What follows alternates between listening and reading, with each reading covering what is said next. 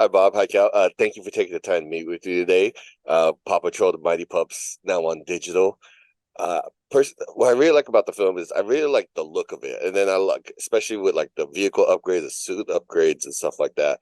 And you do some amazing things. I see like little Akira slides here and there and stuff like that. I was wondering if you could share some of the inspirations behind some of the like the different like the looks of the vehicles and like the stuff that you did with them. Sure. I think well, if we talk about their suits, that was one of the things we first wanted to tackle. The pups get powers. How are we going to capture that in the suits? And so we came up with this idea that the crystals that give them powers are in their collar, and then the energy from those crystals actually spreads down through these like little almost like windows in their suits, these energy lines. And then we took that idea and translated it into the vehicles as well. So the vehicles have these energy lines, and when the pups slam their paws down, the energy flows through their suit into their vehicles. And we really love the idea that the suits and the vehicles would kind of be tied together like that, and it was the pups that would activate their vehicles. So that kind of design idea all work together, both vehicles and their uniforms, and we love also things lighting up and with the effects in them just looks great on camera. It's so it was a great visual that we chased right from the beginning. Yeah, it pops out on screen. It looks like it makes you want to buy the toys. It's just perfect. It's worked. It's perfect.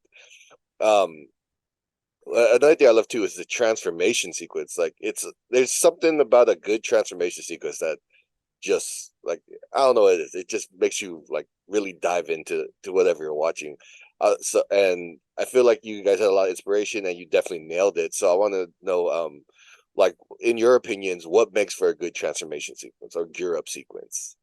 So for the gear up, there were two things. One, we really wanted to be different than the first movie, where we could see everything clearly, and they were all standing around getting their suits on. So this one, we took a new graphic approach, which was let's try and do it almost in silhouette with just each color bold as the pups as they get their suits on, and let's really saturate those colors so it feels like green, we're in Rocky, orange, we're in Zuma, and we kind of go through them like that. And then we also played with that lighting idea of when we reveal the vehicles for the first time, this door opens and the light kind of crawls across the surface of the vehicles, like almost like a car commercial or something, where they're teasing the new model. And one of the things that we find is always great on a gear up sequence is you don't want to show too much all at once. You want to tease this out so the audience can really enjoy it. So that was the whole kind of idea behind it.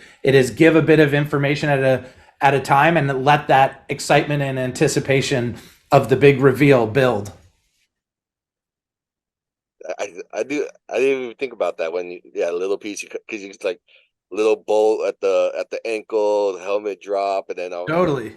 Yeah. I like that. I like that. Um, I think something that I don't know. I haven't heard enough people like give enough credit to is that the action sequences are really like they're awesome. Like you got great car chases, you got dog fights.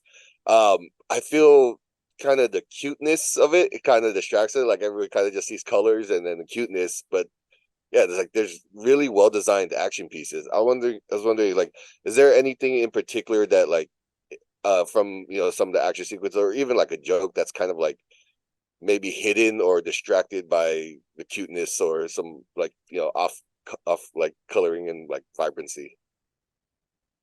Bob, do you want to talk about Yeah, the sure. I construction mean, and action absolutely sequences? can jump in on that.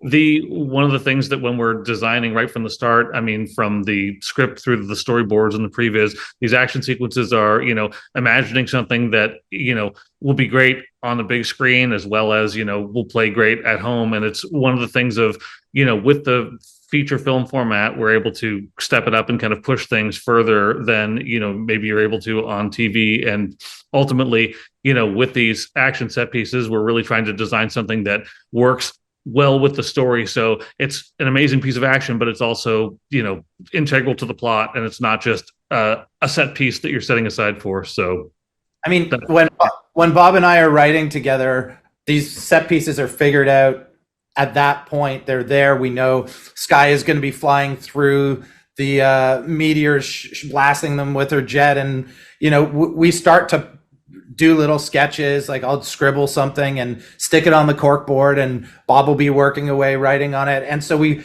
build these up on the page, and then it's the responsibility of us through every department, through storyboard, through animation, through effects, to just take that and heighten it. And all the artists come in and they get pumped about it, and they're like, what if we do this? What if we do this?